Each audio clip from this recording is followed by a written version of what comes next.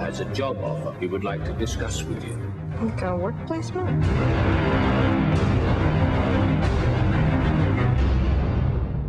Not exactly. We create the world of the dream. What happens along the way and how that unravels, it's what the imagination is.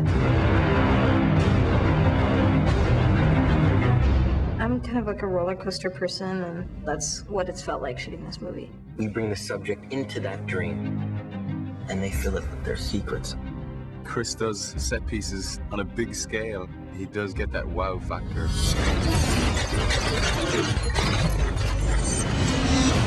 Mind telling your subconscious to take it easy? It's about as big as Hollywood movies get. We gotta break out of here. Give him the kick! It's something of a heist movie. It's something of an action film. It's also a love story. Anything can happen. Your mind is constantly firing watching this movie. Wait me out! Wait me out!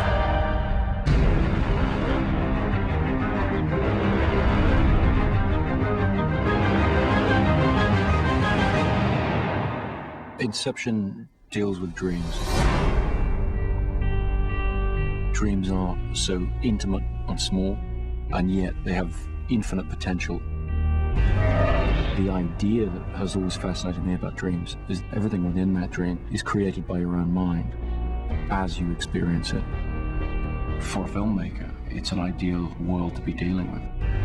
It can be on the grandest scale, it can be as frightening or as happy or as exotic as any experience we can conceive of. This notion of the dream world is something that has never been done before. You never really know what's going to happen next. Dream state, your conscious defenses are lowered, and it makes your thoughts vulnerable to theft. It's called extraction. Cobb is an extractor, and he's the best extractor in the game. What's the most resilient parasite? An idea. An idea can transform the world, which is why I have to steal it. Generally in his work, Cobb extracts ideas from people's minds. See what you can do. But Sato, played by Ken Watanabe, comes to him and asks him if he can place an idea in somebody's mind, make it feel real and like it was self-generated. This can't be done. Yes, it can. Just have to go deep enough. It's a heist movie in many ways. The protagonist puts his team together to do a job. I think of us as gentlemen thieves. They're con artists.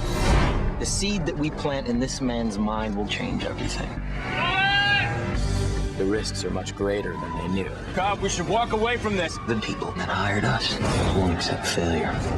And now they find themselves on this job that's a lot more dangerous than anyone signed up for. It comes to a point where it's dangerously out of control. They have no idea the risk they've taken coming down here with you. All of us are going on this epic journey in this constant state of discovery and intrigue. So it's your responsibility! We are not prepared for this!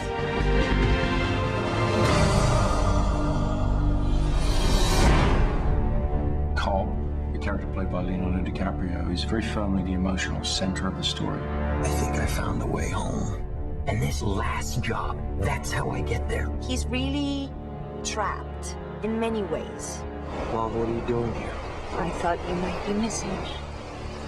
Know that I am. Sometimes there are these moments in life where you have to kind of make the most of what you had. You know, Cobb has to make a choice. With Leo, we really delved into the emotional life of the protagonist. And it was very much a partnership with both of us. Leo's performance is extraordinary. He's a very specific and creatively demanding actor. You feel that he goes so far. You see it in his eyes.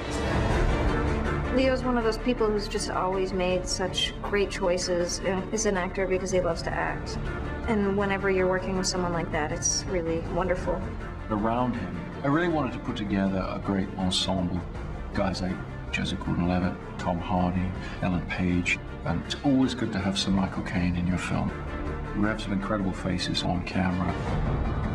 It was fascinating to watch the sort of chemistry between them and see them evolve as a group, very much the way the characters do in the story.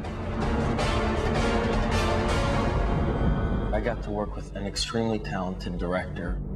His track record is impeccable. Action. There's no one better at being able to make these jigsaw puzzle storylines feel tangible and real and emotional to an audience. It's amazing to work with a director who is able to create these worlds and stuff you've never seen before in such an amazing way.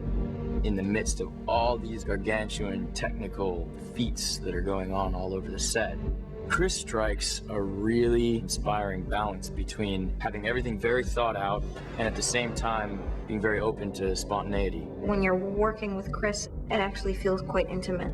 There's no ego attached. He's just there and he's present. Chris is so hands-on. When he's making a film, he okays every drawing, every concept, every design. If it's snowing or raining, he's out there with everybody, and I think his philosophy is that if he's asking the actors and the crew to do all that stuff, then he should be right in there too. He really does push everybody to the limit. I love watching them react with a little bit of horror, but it's fascinating to watch them break it down and challenge themselves to really give us something extraordinary in the film. He's gone back to how movies, I think, really should be made. Cut there! Show must go on. What I constantly found was that as soon as you're entering into the idea of what can the human mind conceive of, you want to see this on a grand scale. On The Dark Knight, we'd shot in 3 different countries. For Inception, we shot in 6 countries. We're able to get material in Morocco. We're shooting in Tokyo, London, and Los Angeles. We're shooting in Calgary. The whole process of Canada was very exciting. Fortress Mountain was certainly the biggest set. Chris wanted to see these absolutely beautiful backdrops of mountains that could not be achieved digitally. About a week before we went to Canada, there was no snow. The whole thing was built around snow, and so we were very, very tense. But 2 or 3 days before we all flew up there, we had an enormous dump of snow. From that moment on, it just didn't stop. It was unbelievably cold, and we were out there shooting in blizzards and so forth. But what that adds to a scene is incalculable, really. Just being out there in the real conditions, the real environment. I've been sent for ski training. I've done 3 days. And I think I'm sufficiently ready to break my hips. Here we go!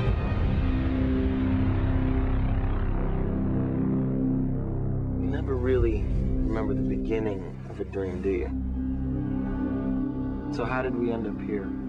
Well, we just came from the, Think about it, Ariadne. How did you get here? Where are you right now? After Ariadne first meets Cobb, she all of a sudden abruptly realizes that she's in the midst of a dream. And all the surroundings just implode. In Paris, they're really not very keen on explosions. So we came up with a system where instead of using explosives, we tried high-pressure nitrogen. When you see it on screen, people will be thinking, oh, how did they do that? Because they would never have done that with real actors. But we put Leo and Ellen there. No matter how surreal these worlds got, you also feel very grounded. You feel like there's something very real about what's going on. It was very important to me that we do as much as possible in camera. Some of our more exotic effects, we tried to find real-world solutions. Today, a lot of movies use CGI, but Chris wants to keep it as real as possible. Ready, and action!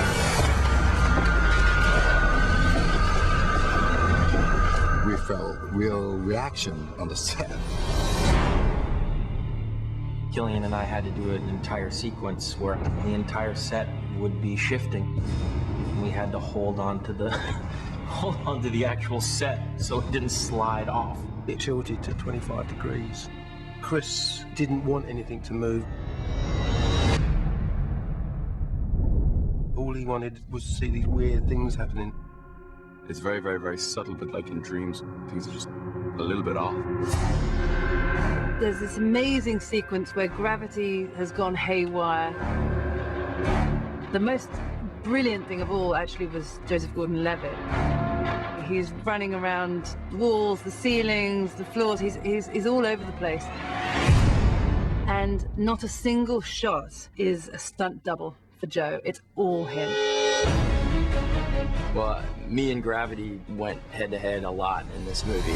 Whether we were being soaked by a massive water tank blasting around us, or whether the streets of Paris were disintegrating before our very eyes, what was amazing to witness was how they made it all seem like it was a day's work.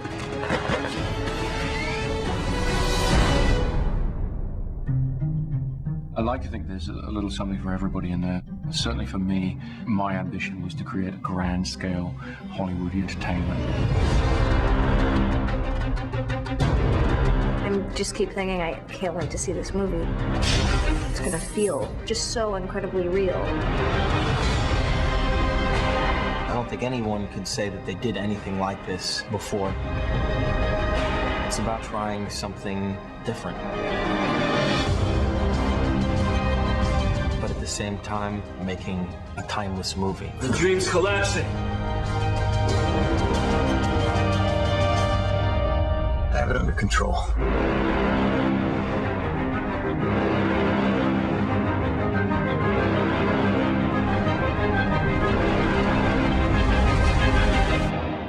I'd hate to see out of control.